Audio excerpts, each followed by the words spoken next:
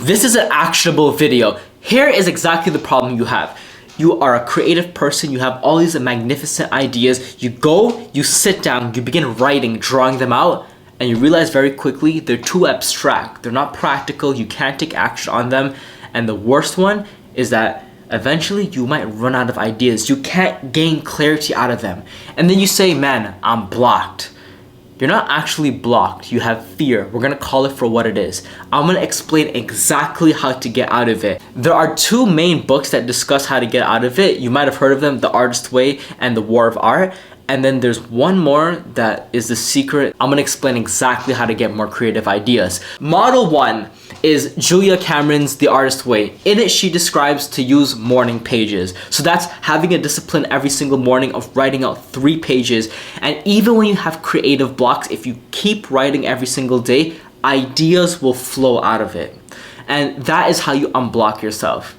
Honestly, I've tried it. For me, I don't like morning pages because it kind of like mixes up journaling and anxious introspection. I did a video on that already. I don't like it. Next is The War of Art, and this is Steven Pressfield's model of being a professional. This is what he calls the difference between an amateur and a professional. The professional, regardless of how they feel, they sit down and they write. And it's when you sit down, the ideas will come to you. The muse will whisper to your ears. I've tried this, but I also found it to be a little bit rigid. You know, when you don't feel like doing it and you just kind of like muscle through it, you white knuckle through it, I think that signifies there's an incongruence inside of you. And where is that fear coming from? I think if we address that and that self-image, these ideas come naturally. The last part, which is the one I'm gonna make actionable, is Neville Goddard. You might not have heard of him before, and if you have, this guy is a superhero.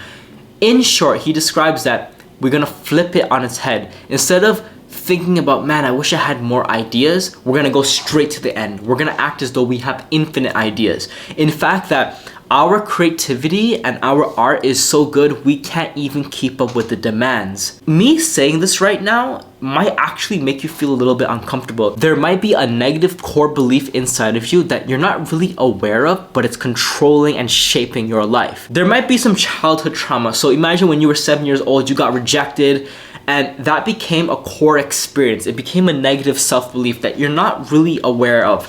Now, you are in your 20s, and you go to create and you still get that sense of rejection. The rejection is not even in front of you anymore, but that feeling, emotion is still there. So you might have this fear of success, but what it actually is that you feel that if you blow up, because you know your art's amazing, you're gonna blow up and then you might not be able to cope with the amount of eyes on you. Because when you were younger, you had a small amount of eyes on you and you were rejected.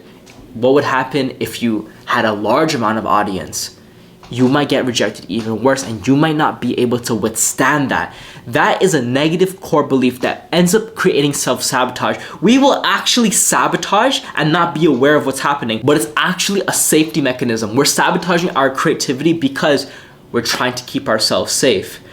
But we can switch that negative self-talk through Neville Goddard's method, which is called the law of assumption. So I broke this down into 5 actionable steps. This is a very entry level to Neville Goddard, but it will at least change your mind a little bit. 1, you're gonna go to the end. What this means is think of your creative vision. What are you trying to do? Are you trying to walk on the runway? Are you trying to be the fashion designer who has this amazing collection? Are you trying to be this writer or this individual who has 100K on YouTube?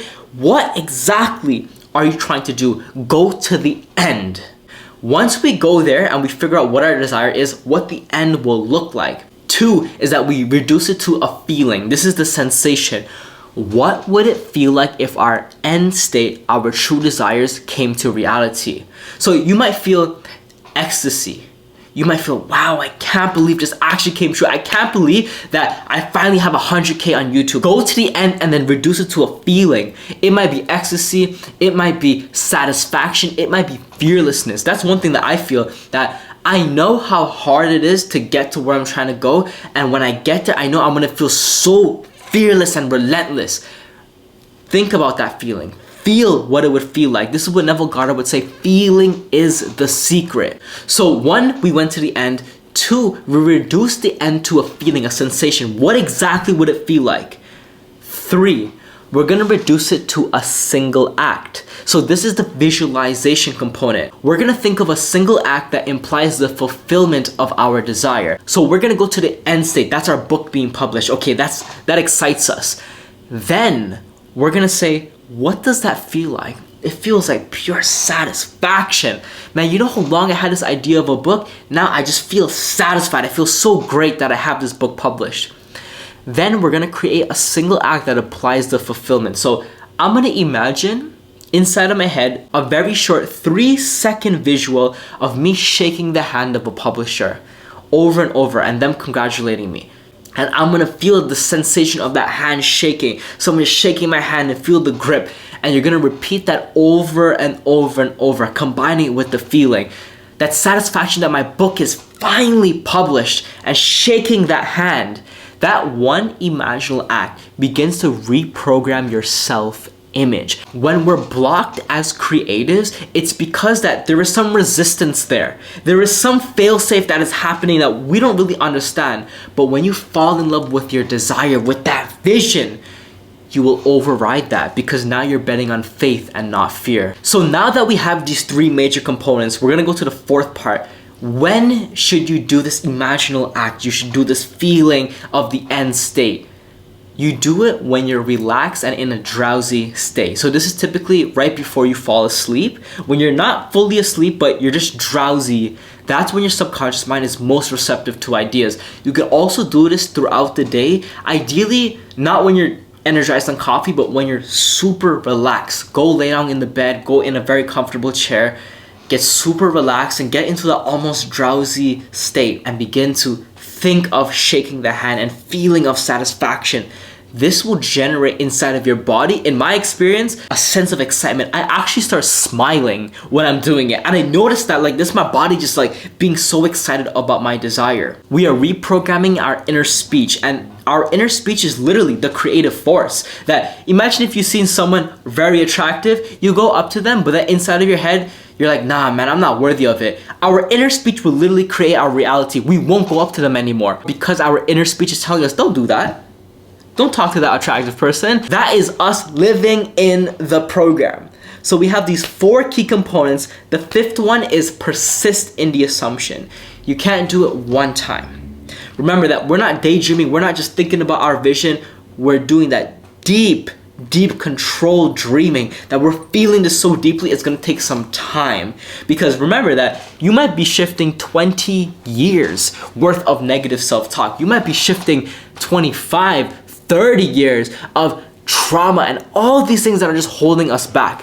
When we begin to persist on it over and over and over, it will eventually, it has to harden into fact. So to wrap this all up, we're going to break it down step by step in the example. 1, you go to the end. What is the end of your vision? I want to be a successful writer.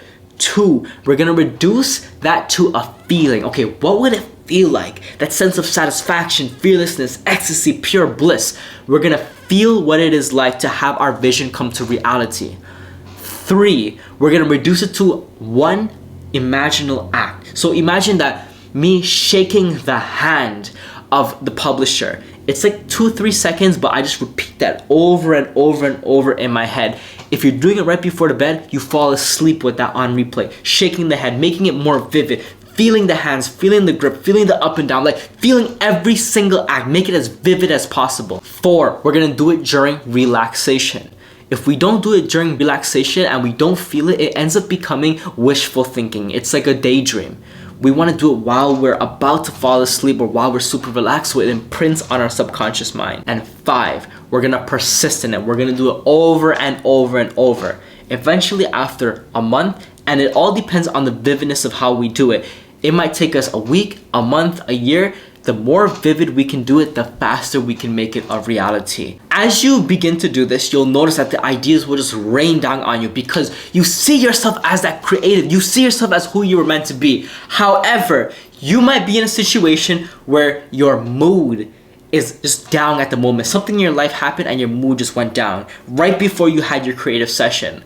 I have a video here that explains how to change your mood in 6 minutes. You can change your state, and by changing your state, you change your reality. If you found this video helpful, drop a subscribe, leave a like, check me out on Instagram. Let's go.